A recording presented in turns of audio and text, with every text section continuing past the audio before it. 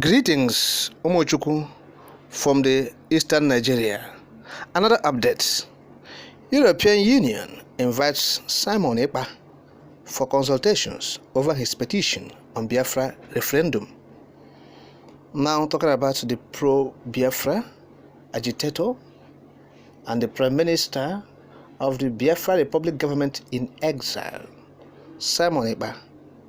He has been invited by the European Union over his petition demanding a Biafra referendum from Nigeria. Now, this is a cheering news. Cheering news. We are excited to hear this. That the people of the eastern Nigeria, or Biafra otherwise, has been agitating for referendum, has been agitating for freedom. Freedom. And now the freedom is forthcoming.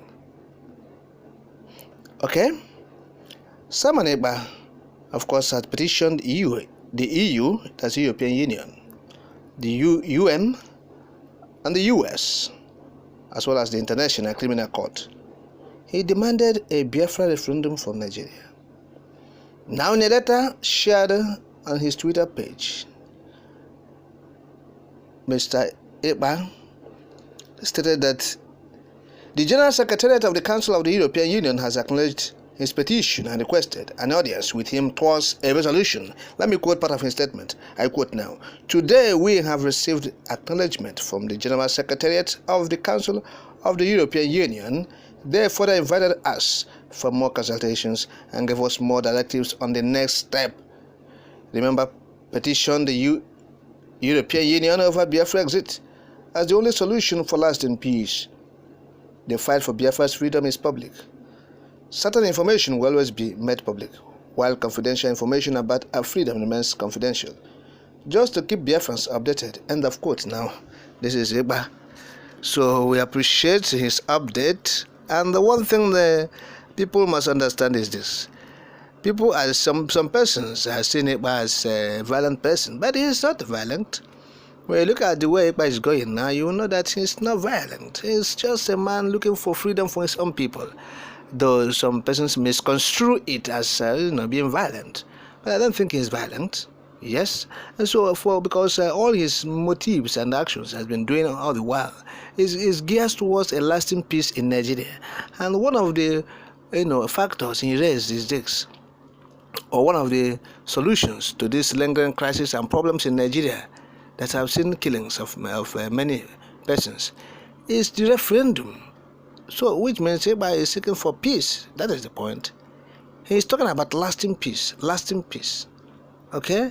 If you watch his statement, you will see that he made mention of, he said, I quote, the fight for Biafra's, I quote, remember, I petitioned the European Union over Biafra exit as the only solution for lasting peace.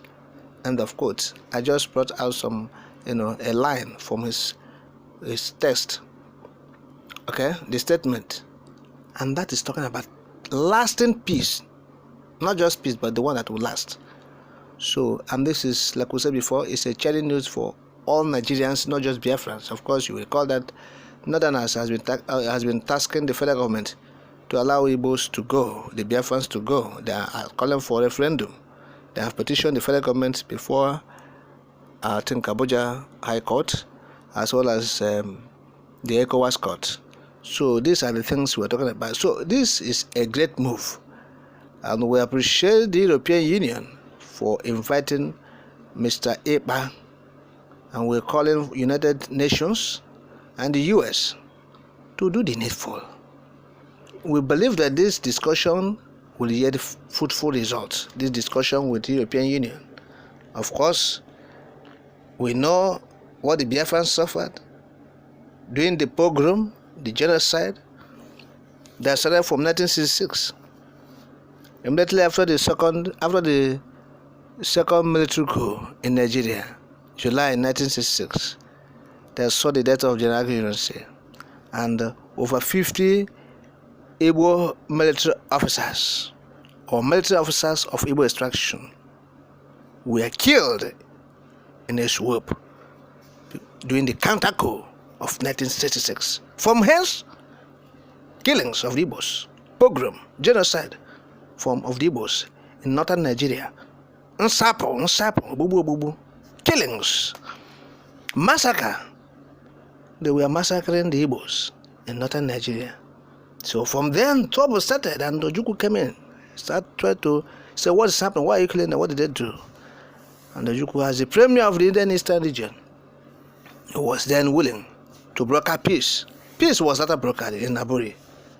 But because of the intransigent and the cunningness of Nigeria, then they reneged in the agreement. When they come back to Nigeria from Ghana, they reneged. They continued killings, genocide in northern Nigeria, killing Igbos, chasing them, destroying their properties. Of course, Ojukwu has no reason, he has no other choice. They do ask his people to come back home. Come back home, so that you will not die at once. Come back. We know that we will die, but let's die one after another. So people come back home, and the crisis continued unabated.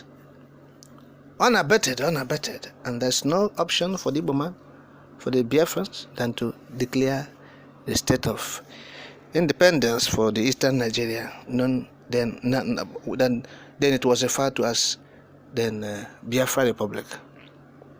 So from thence, they attacked the people of the eastern Nigeria with federal troops in collaboration with the European countries. So what we are saying is that today the Europeans, it seems they are retracing their steps. So as the European Union is doing today, we appreciate it.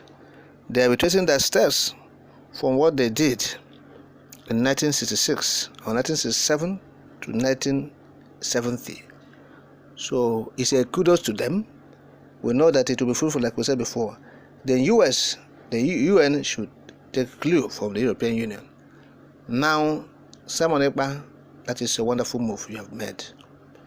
Biafrans who have said it, there's no time any Biafra man should feel dispirited. The journey of freedom is many, many miles that you cannot count. So you cannot ascertain the miles. It's a journey that has no end, but can end at any point in time. Yes, you cannot say this is where it will end. The journey to freedom, no? As you journey, you don't know when it will end, but it can end in seconds, in minutes. So that's the position or the nature of journey to freedom. So there's no point feeling dispirited.